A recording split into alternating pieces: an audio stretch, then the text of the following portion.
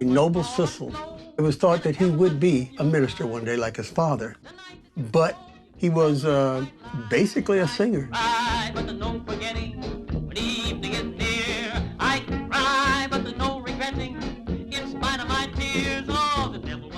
His father, George Sissle, was born in 1852 in Kentucky during slavery.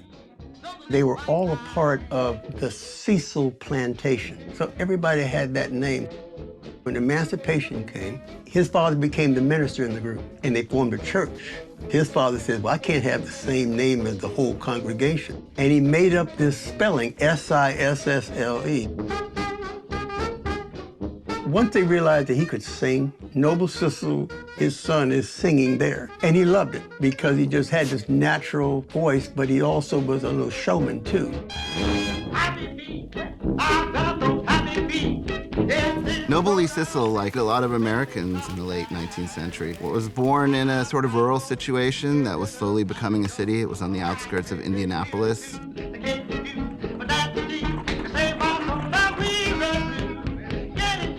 At the age of about 16 or 17, he moves to Cleveland with his family. It's much more of an urban situation. He goes to a high school where he's one of the few African Americans, tries to join several bands, and he becomes sort of well known around town as a singer and an entertainer.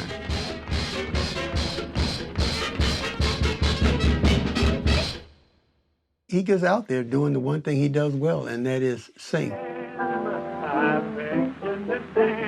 So he joins a pretty popular quartet that professionally goes all around the Midwest. He does that thing called loving like no one else can.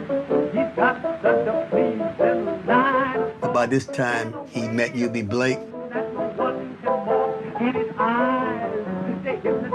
And when he and U.B. got together and changed how you perform, not in that comedy kind of blackface, but tuxedos.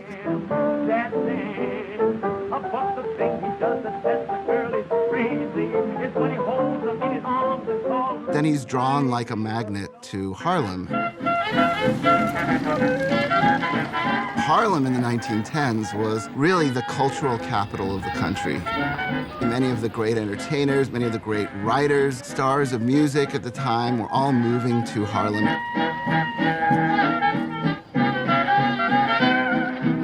And it was safe. It was New York City. Discrimination against African Americans was much lower. But also, it was a place that was 50,000 African Americans living together and middle class. People who had some money, people who were running clubs, people who were running businesses. Spin around with all your might. Stretch your left arm out and stay. Keep rocks to style and grace. Push your foot way around. And at some point, he meets James Reese Europe. And James Reese Europe is fast becoming one of the real organizers for music and entertainment in the area.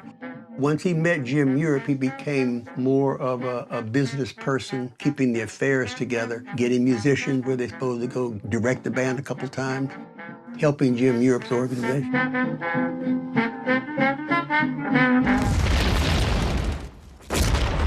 When the war broke out in Europe in 1914, the United States was very much a country in transition. Most of the population still lived on ranches and farms, sort of rural and semi-rural situations. It was also a society that had been going through industrialization. More and more, it was becoming a country of big cities and people moving from the ranches to the big cities.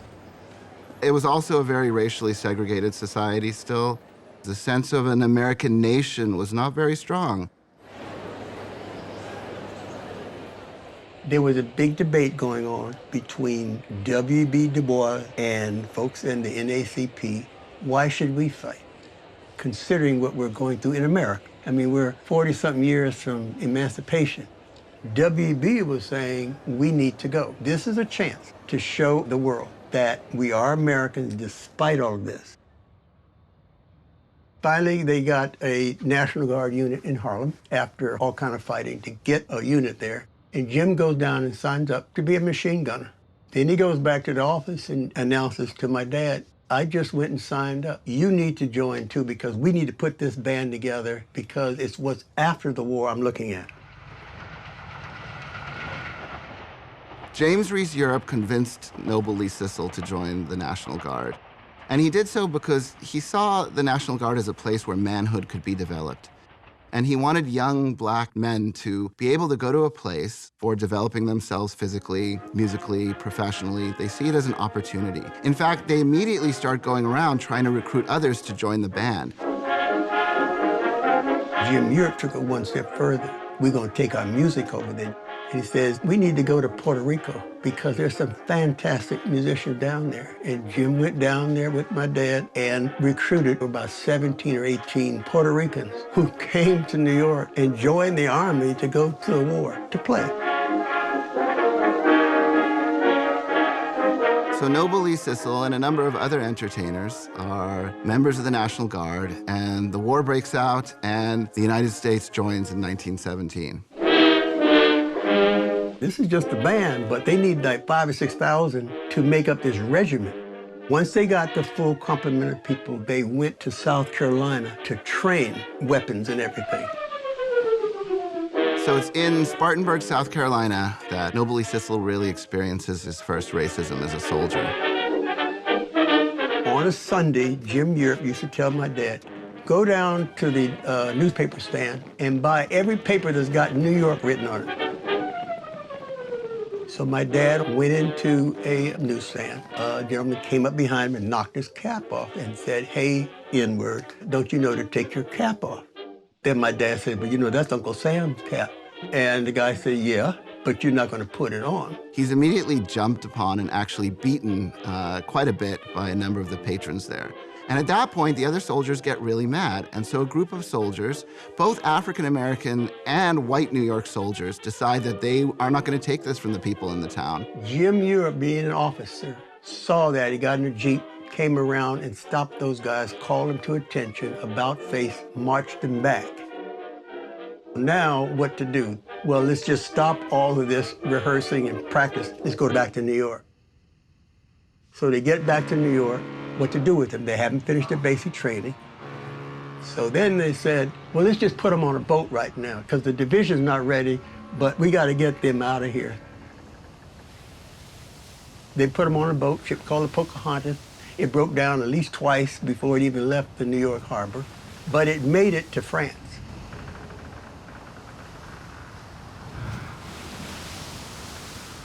They said we got literally kicked out of America and went to France early.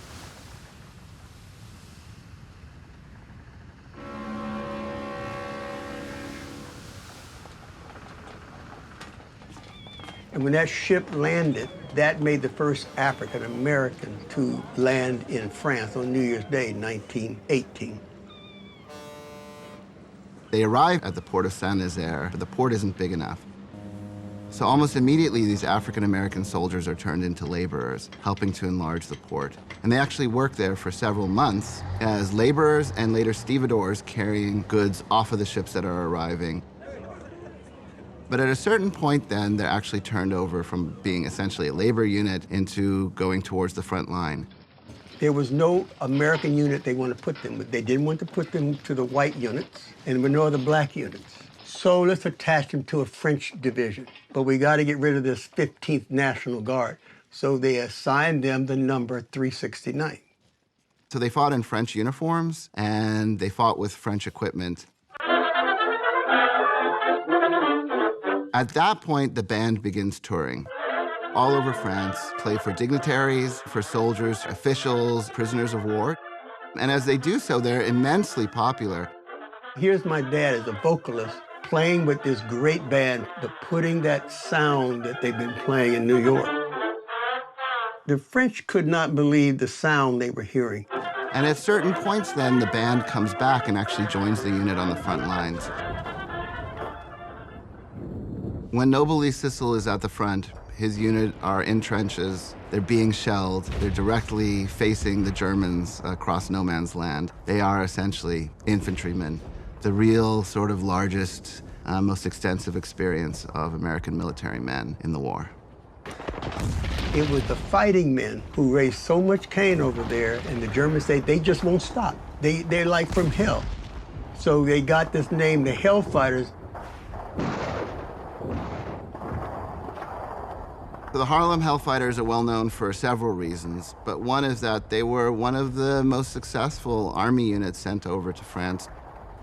Once they made it to the front line, they were actually extremely successful in defending the sectors they were sent to, and were known for their military prowess. But in addition, they're well known because they brought over an incredible band, and this was the band that James Reese Europe and Noble Sissle helped lead. He took that sound over there, and that's where the history was made, because Frenchmen never heard this syncopated ragtime, jazz, whatever they call it, never heard it before. They would suggest you're doing something to your horn. There's something, that trumpet, there's something inside, because there's no way you get that sound.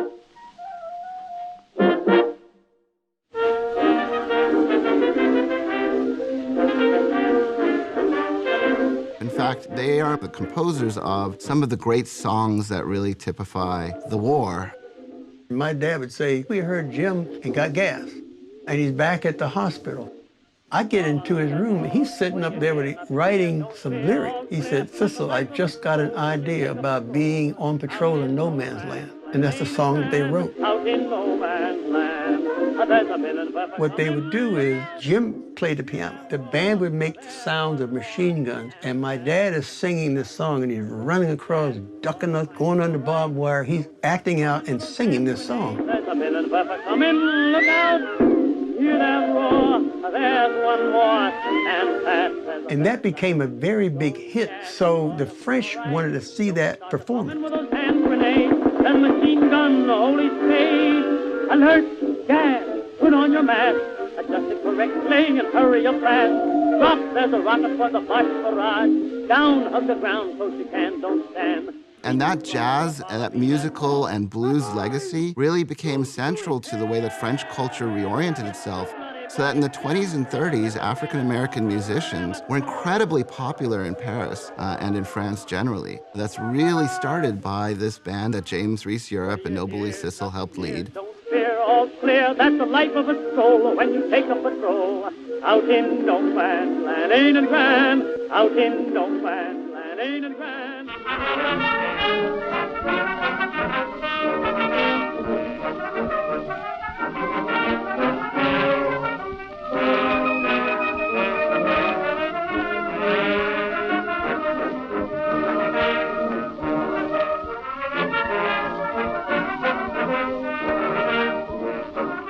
The Harlem Hellfighters were pretty much on the front lines until the end of the war.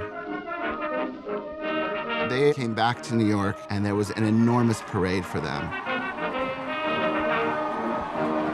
They reversed the direction, started downtown, came up Fifth, then went to Harlem, because that's where the people were that they wanted to impress. They're still wearing basically French uniforms.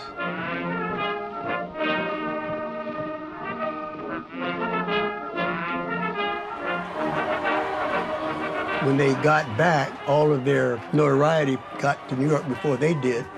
Jim Europe says, we have to follow up on this. So when everybody was out of the Army, they kept uniforms and they went on tour as the 369th Hellfighters, coming to a city near you.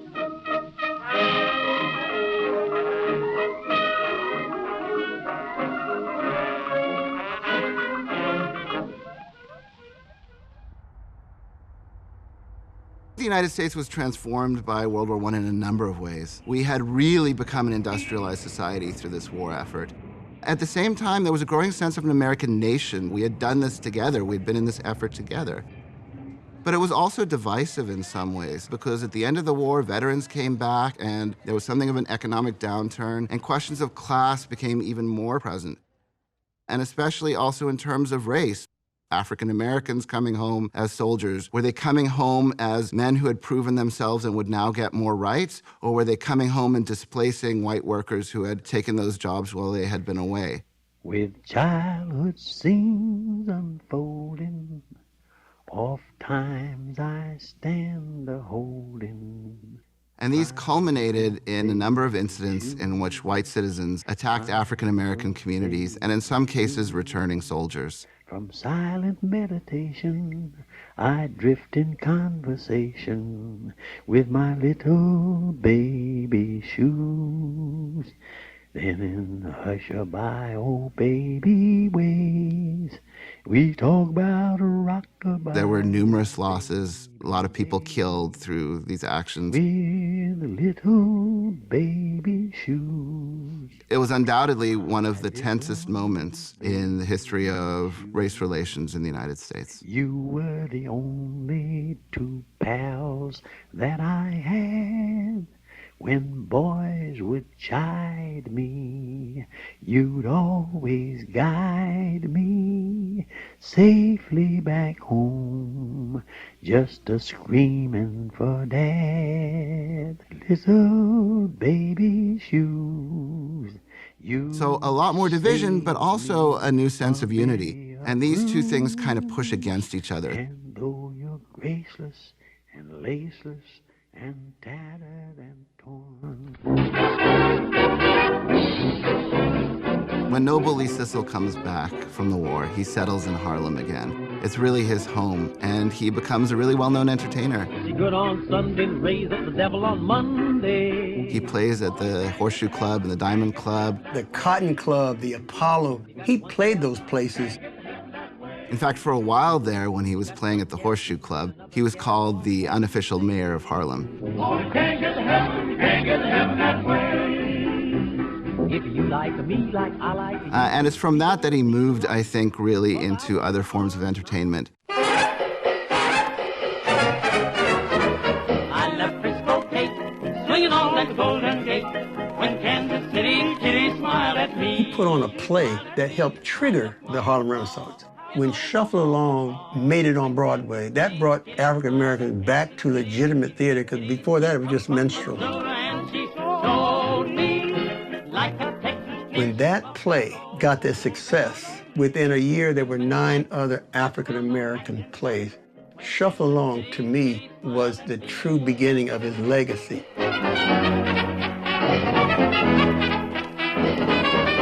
Shuffle Along in 1921 started the Harlem Renaissance.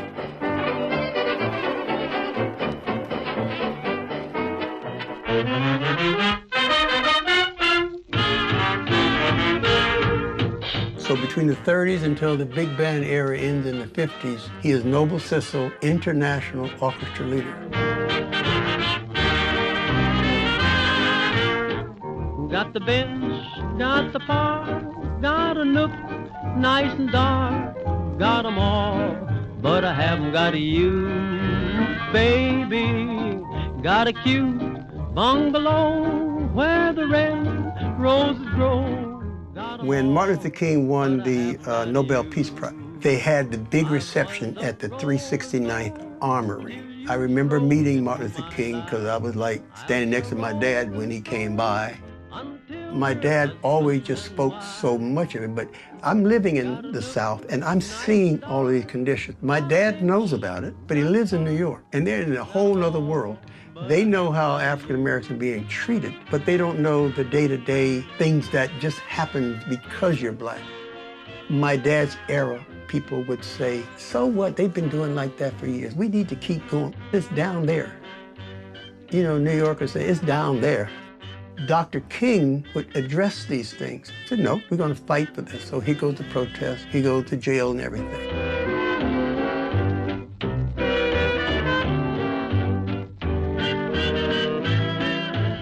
When he gets assassinated, that changes everything.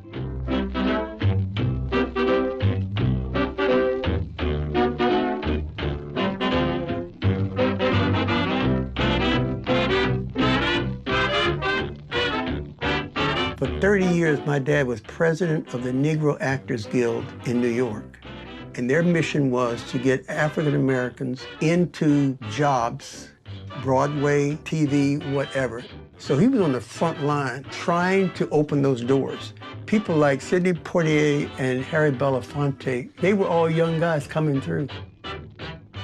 And I think that kind of typifies in many ways the role that he played in the civil rights struggle. It was about making sure there wasn't discrimination against African Americans on screen and in music. He didn't talk about it. I did this, he never talked that way. It was like we were able to do this, we do that. Noble Sissle represents three really important transformations that he personally participated in American society. He represents tens and hundreds of thousands of African Americans who joined this first major overseas war effort for the United States. And in that role, he also sort of exemplifies this beginning of a struggle for equality, really being empowered by veterans and veterans playing a role in that struggle. But finally, he has this really important legacy, along with the band and his friend James Reese Europe, of bringing jazz and blues and significantly transforming French culture and European culture for decades and centuries to come.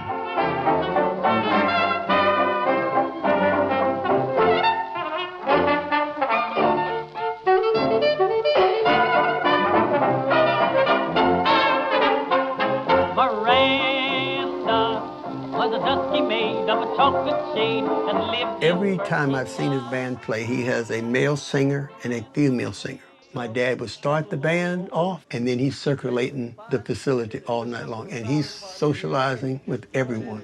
Then he gets on stage, and he does his shuffle-along medley, and that's what they're waiting for, because it all ends with, "I'm just wild about Harry," and everybody's singing along. I'm just wild about Harry.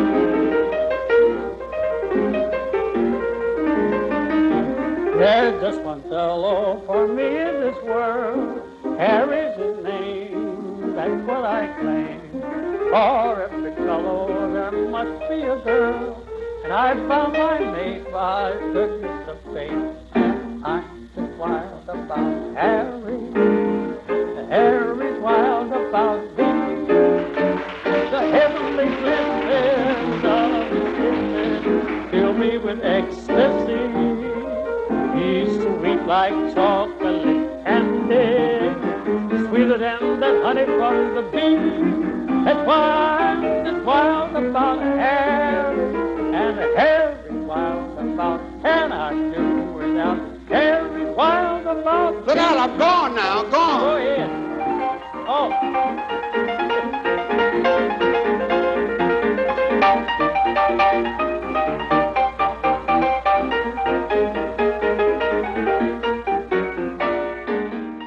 We'll all be ready when the great day comes and the saints come marching in. Well, this is Noble Sissle signing off. I'd like to give credit to my son, Noble Sissle Jr., who is my assistant in putting this story together. I'll be ready. I'll be